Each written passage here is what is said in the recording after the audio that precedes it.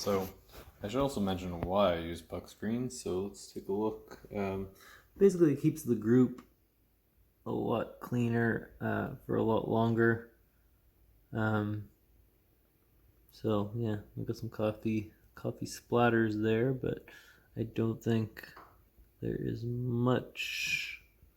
So like a little bit of coffee that got stuck up in the blue gasket. It's the silicone gasket. Should last forever basically. But yeah, this is pretty clean. Sometimes you can only tell, here, let me give it a rub and we'll see if anything changes. So sometimes you can only tell if these are dirty after you kind of rub it, and then you can see the color difference as the oils kind of get wiped off. Hold on, let me get a paper towel. It's hot right now. Alright, so you know what, I'm just going to try and rub one little corner, the right corner, with the paper towel. Actually with the towel. Okay, so just did that. I don't see any difference. I'm gonna have to review the video, but yeah, I don't think I'm seeing any difference. Okay, so I'm gonna do a back flush. You'll see the benefit of so without. It's been so long since I used this portafilter. All right. Can't do anything right on video. Okay, so I'm going to do full flow control. I'm going to do standard flow, which is 1.5. Here, I'll show you. So flow control, the way I have it set, this is like totally off. It kind of works to like maintain pressure if you're doing a pre-infusion, but supposedly no flow, but it still seems to be affecting it. So 1 full rotation plus 1/4 is like stock flow rate, which on rotary machines are like 11 grams or milliliters a second of flow, and on vibratory pumps it's more like 8. So I don't think it matters what your max flow rate is. All that matters is your brew pressure, and you can slow it down.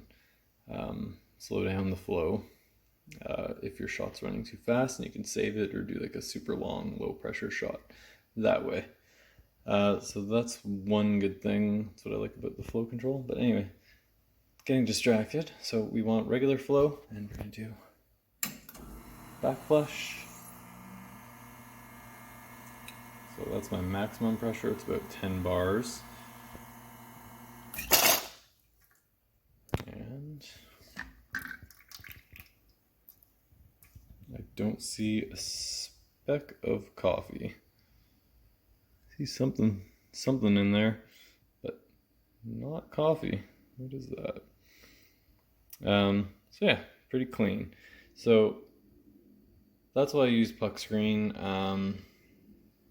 I noticed with the E61, the Synchronika at least, I don't know if I had it happen with my rocket machine that I had previously, but that might have just been luck. So what happens is after you do a detergent back flush, so like you use the Kefisa or whatever, the soap cleans the whole group and flushes out this whole brew path and the exit chamber, so that stays clean, which don't think is really a problem unless it gets clogged up or something. Then it can cause problems, but you want to keep your brewing area clean, just because that's going to affect the taste of your coffee if it gets really gross with a lot of coffee oils or particles. So yeah, so what I noticed after backflushing with detergent is that it dries out the lube. There is a cam, there's like a little thing that opens up when you do this. It's all like a very old school technology. It actually actuates, I guess it is electronic because it also actuates that switch, which turns on the pump, the brew pump.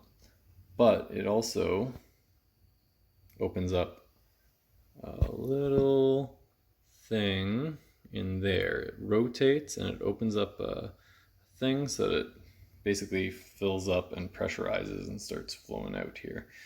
Um, so that has lube on it, and that gets dried out from the back flushing. So actuating this lever gets really stiff and it will squeak and it will wear out your cam and you might have to replace it eventually, which probably not that big of a deal, but to like replace every once in a while. But you're also, I don't know, I just don't like the idea of causing wear to your machine, and it feels really bad when it's squeaky and rough. I don't know, I have mechanical sympathy. I don't want to hurt my baby.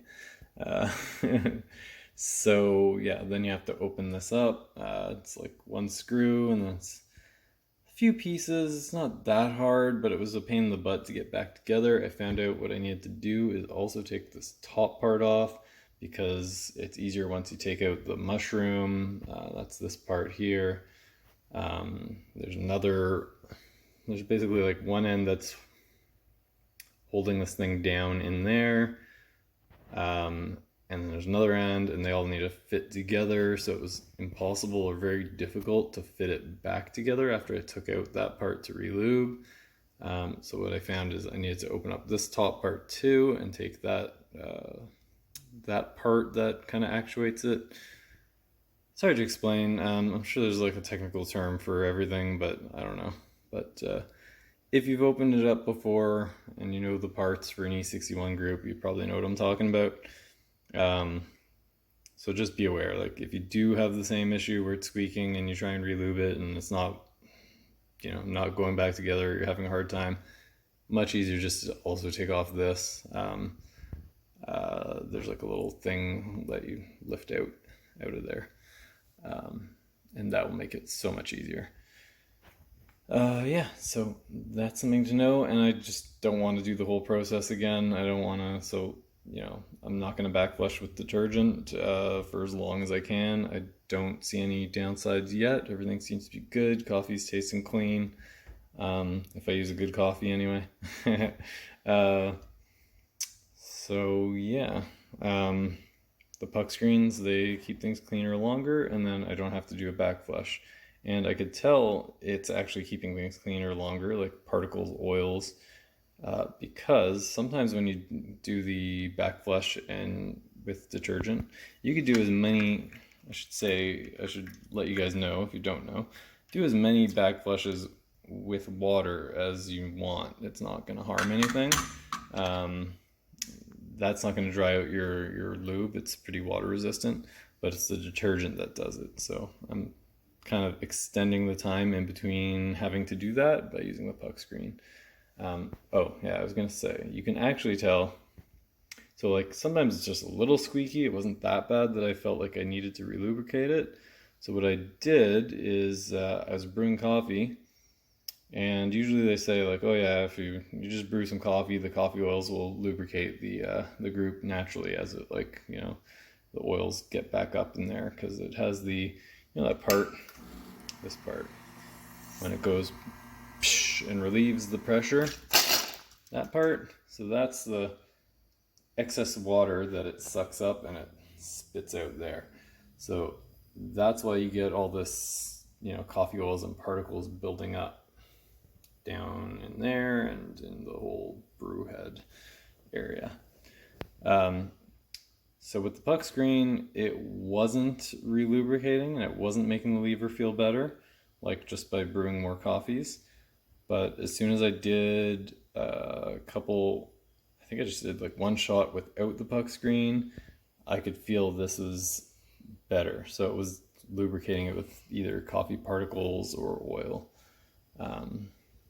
But there was one point where it was just too squeaky and the natural coffee oils just weren't helping, and I needed to open it up and relube. And the best one for that, I think, is a good thick, what's it called? Dow Corning 111 Molly Coat, that's what it's called. So that's a good thick food safe lubricant. I had another one called Super Lube that I got cheap on Amazon for like this big tube. I don't think that's as food safe, or it doesn't have the same certifications, and it's also a lot more liquidy. It's like not as, it's more viscous. or less, I don't know. It's not as thick. So for something that's in contact with water all the time, I think thicker is better. Yeah, so that's why I use puck screens, and yeah, ultrasonic cleaner. You can get them cheap for cleaning if you don't want to do like a soaking every now and then. But like really, I don't even clean them that often. I don't have like a regular schedule, and I haven't noticed any like different off taste from puck screens. Um, I think some people might even put the puck screen loose in there and just do a back flush. But like, I don't know, I'd be afraid it's gonna scratch my shower screen or something. But yeah, different methods, and I think they all work except for steaming with your wand, because I think you need more pressure or more soap. Like, soap is good.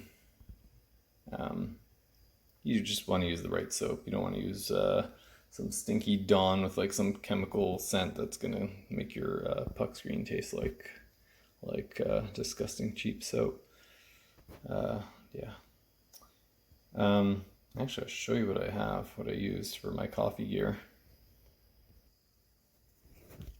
So I like this stuff. It's Castle soap, Dr. Bronner's citrus. It has like a light natural citrus smell, and I use that diluted for cleaning my coffee gear. I also wash my hands with it and stuff. Like if anything needs a quick rinse or whatever, like something not too dirty, I'll use that. And I think it helps. Like I've used it on my puck screens too for like a quick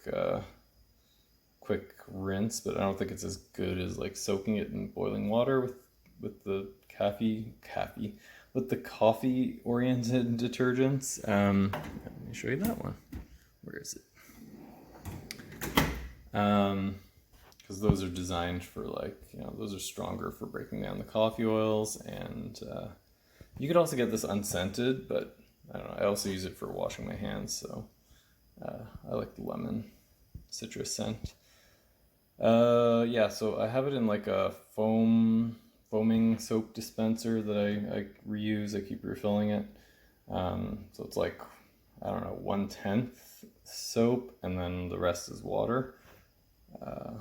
And it foams up and it works nicely. So like I'll rinse my baskets, and that helps free up any particles that are trapped and get rid of the oils that are on the baskets, or in your portafilter. If you use the spouted ones, that's important to do like after every time, because definitely in the spouts they'll still build up oils and junk, because you can't really touch that spot. The spouts are hard to get to, so every now and then, if you use a spouted portafilter, definitely use a pipe cleaner to get in there.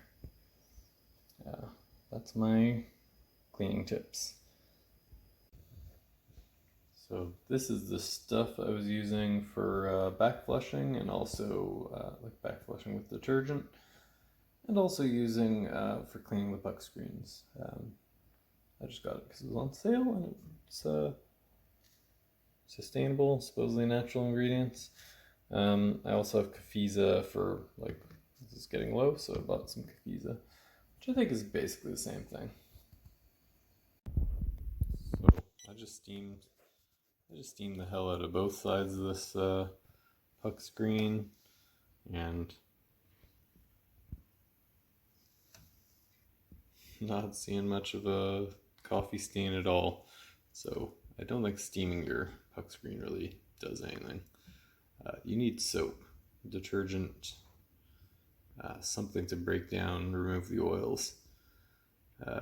If you look at, let's say, your shiny, like I noticed on my shiny Weber portafilter, right? If I just, shut up scale, if I just rinse it with water, yeah, you're cleaning it technically, but not really removing any of the oils, and you can see the oil build up. I use a little bit of like a light naturally scented soap, and yeah, then it looks shiny again. Same thing with the puck screen. You want to soak it in Kafiza, some kind of like detergent every now and then. Like I haven't washed this one in a while and it still came out clean. I'll show you what I'm talking about. Blast it, rotate it. Just blast it with steam, rotate it. You know, get the whole, ow shit, still steaming.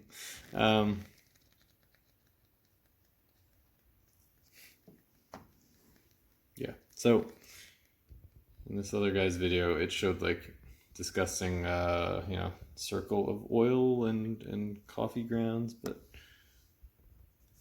not for mine. I don't know how long he went without washing his, but yeah, I didn't think it was that often, and like since I've done mine last, it's been a while. I've used it a fair amount. Still no coffee oils coming out from steaming, so you know, it's probably better than nothing, but yeah, I think you're just wasting your steam and your water and your time. Might as well just soak it.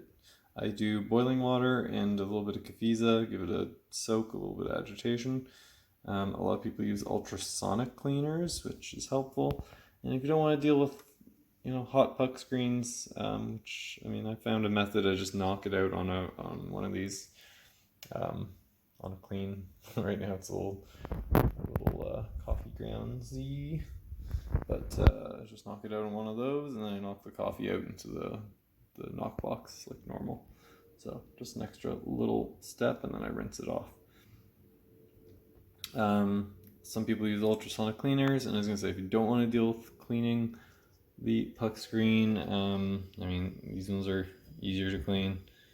It's thin, and I think they work the same. Also, you can use 58 millimeter paper filters, so that's just disposable. You can use it once or twice or whatever. Throw them away with your coffee, hopefully in a green bin or compost.